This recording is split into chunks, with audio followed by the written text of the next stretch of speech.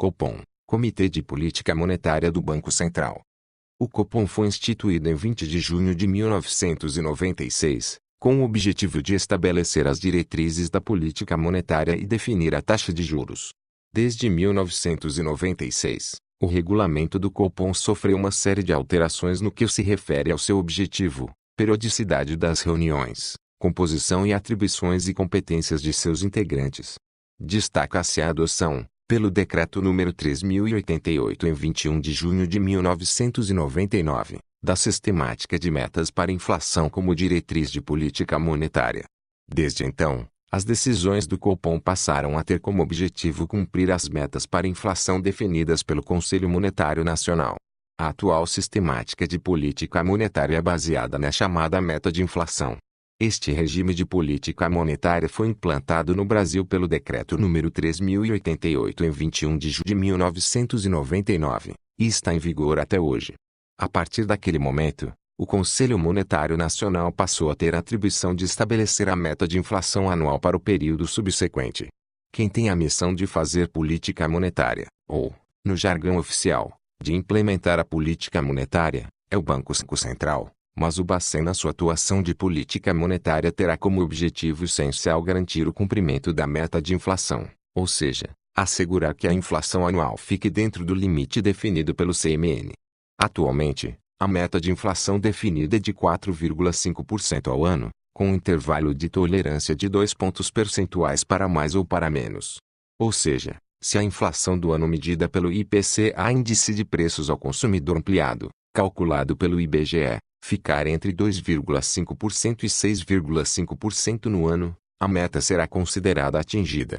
Segundo o mesmo Decreto 3088 de 99, se a meta não for atingida, por exemplo, se a inflação superar 6,5% no ano, cabe ao presidente do Banco Central divulgar, em carta aberta ao ministro da Fazenda, os motivos do descumprimento, bem como as providências e prazo para o retorno da taxa de inflação aos limites estabelecidos. Formalmente, os objetivos do Copom são implementar a política monetária, definir a meta da taxa Selic e seu eventual viés, e analisar o relatório de inflação. A taxa de juros fixada na reunião do Copom é a meta para a taxa Selic, taxa média dos financiamentos diários, com lastro em títulos federais, apurados no Sistema Especial de Liquidação e de Custódia, Selic, a qual vigora por todo o período entre reuniões ordinárias do comitê. O Copom também pode definir o viés, que é a prerrogativa dada ao presidente do Banco Central para alterar a meta para a taxa Selic a qualquer momento entre as reuniões ordinárias. São 3 as possibilidades: viés de alta, viés de baixa e viés neutro, ou sem viés. Ou seja, se o Copom definir viés de alta, o presidente do Bacen estará autorizado a aumentar a meta da taxa Selic antes da próxima reunião do Copom. Se o comitê definir viés de baixa, o presidente do Bacen estará autorizado a baixá-la. Sendo definido viés neutro ou sem viés, não há autorização alguma e a taxa estabelecida vigorará até a próxima reunião do Copom. As reuniões ordinárias do Copom ocorrem em 2 dias, a primeira sessão, às terças-feiras, e a segunda, às quartas-feiras. Mensais. Desde 2000, o número de reuniões ordinárias foi reduzido para 8 ao ano a partir de 2006, com intervalo de aproximadamente 45 dias, sendo o calendário anual divulgado até o fim de outubro do ano anterior. O Copom é composto pelos 8 membros da diretoria colegiada do Banco Central do Brasil, com direito a voto, sendo presidido pelo presidente do Banco Central, que tem o voto de qualidade. Também integram o Copom os chefes dos seguintes departamentos: Departamento Econômico, DPEC, Departamento de Operações das Reservas Internacionais, DEPIN, Departamento de Operações Bancárias e de Sistema de Pagamentos, DEBAN, Departamento de Operações do Mercado Aberto, DEMAB, e Departamento de Estudos e Pesquisas, DEP. Os chefes de departamento, ou seus eventuais substitutos, participam apenas do primeiro dia de reuniões, sem direito a voto. Na segunda sessão das reuniões ordinárias, além dos membros do Copom, participa, sem direito a voto, o chefe do DPEP. As decisões emanadas do Copom são divulgadas por meio de comunicado assinado pela diretor de política monetária, comunicado este divulgado na data da segunda sessão da reunião ordinária, após as 18 horas.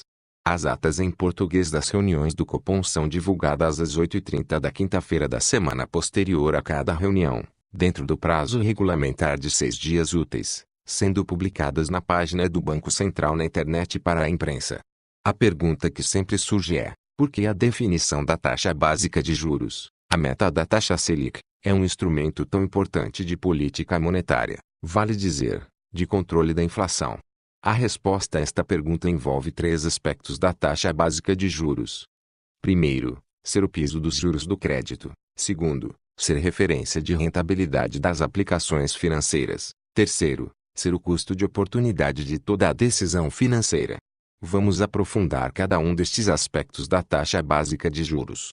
O primeiro aspecto, ser o piso dos juros do crédito, decorre do caráter soberano dos títulos públicos, ou seja, quem adquire título público federal, tem certeza do recebimento do valor rentabilizado no vencimento do título. Vale dizer, títulos públicos federais brasileiros não oferecem risco de crédito aos investidores. Risco de crédito é a probabilidade de que um devedor em uma operação de crédito não honre o compromisso contratado. Quando os bancos adquirem títulos públicos federais, na verdade eles estão emprestando dinheiro ao governo. Sim, porque o título público é um título da dívida pública e o adquirente deste título é um credor. Ora, os bancos recebem a taxa Selic pela rentabilidade dos títulos públicos federais.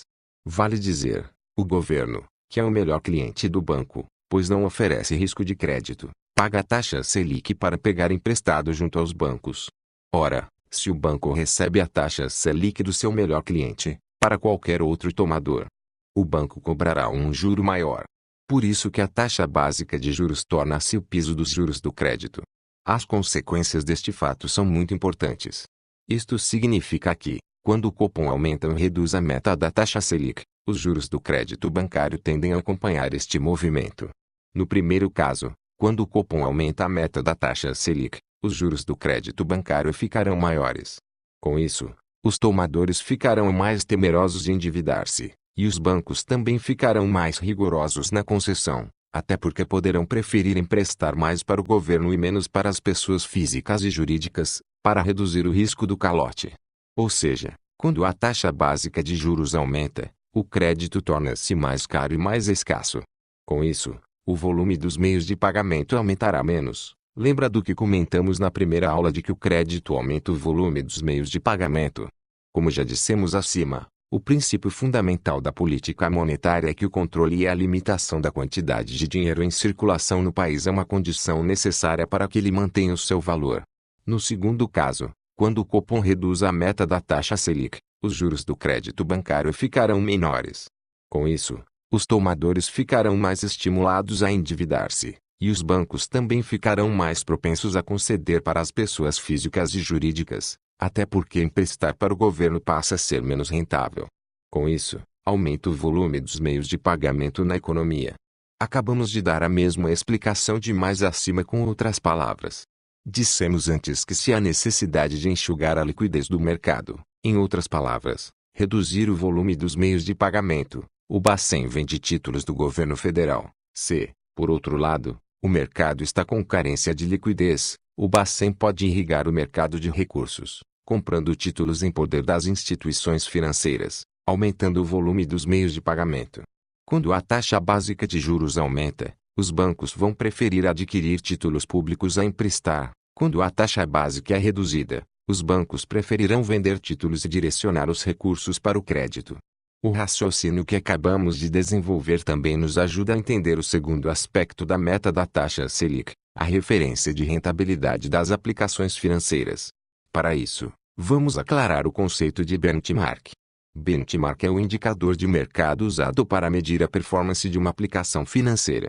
Da mesma forma que os bancos não aceitariam receber uma taxa de juros por empréstimo inferior à taxa básica de juros, os aplicadores financeiros também não, inclusive porque qualquer investidor pode adquirir títulos públicos do Tesouro. Então, quando a taxa básica de juros aumenta, as aplicações financeiras passam a render mais. De modo oposto, quando o Copom reduz a meta da taxa Selic, as aplicações financeiras reduzirão sua rentabilidade. A consequência deste movimento é que, com rentabilidade das aplicações maior, as pessoas preferirão investir a consumir, guardando recursos e, portanto, reduzindo o volume dos meios de pagamento na economia. Por outro lado, com a redução da taxa básica, há menor estímulo ao investimento financeiro e as pessoas guardarão menos dinheiro, consumindo mais.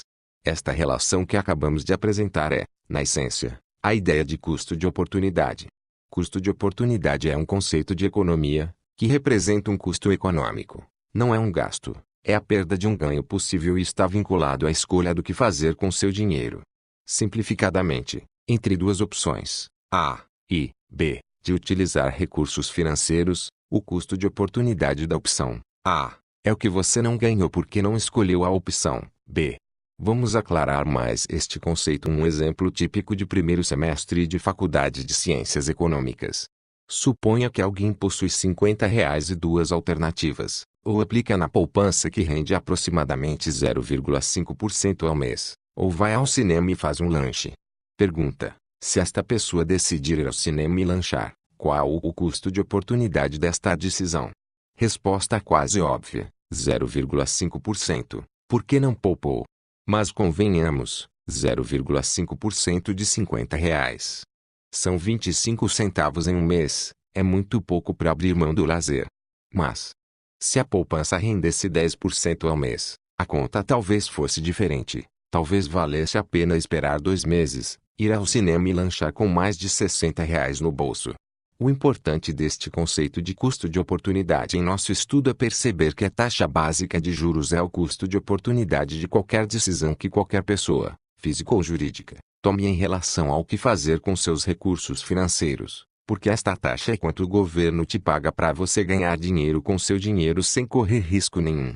Portanto, quando o Copom altera a meta da taxa Selic, ele está alterando o custo de oportunidade de toda a economia, e isso faz uma enorme diferença. Não apenas para as pessoas físicas do ponto de vista do consumo, mas também para as empresas do ponto de vista do investimento. Sim, porque quando o empresário pretende investir em seu negócio, ele também precisa projetar a rentabilidade esperada deste investimento e comparar com o custo de oportunidade. Por isso que taxas básicas de juros excessivamente elevadas inibem o investimento. Se a taxa básica de juros torna-se maior do que o retorno esperado do investimento em seu negócio, o empresário vai preferir fazer uma aplicação financeira, ganhará mais com menos esforço e menor risco. Resumidamente, a compra e venda de títulos públicos federais é o instrumento que o Bacen utiliza para calibrar a taxa básica de juros da economia. Se há ameaça de subida da inflação, o Bacen eleva a meta da taxa Selic e com isso diminui a liquidez da economia. Se a inflação está controlada e a atividade econômica necessita ser estimulada, o Bacen reduz a taxa básica de juros e aumenta a liquidez da economia.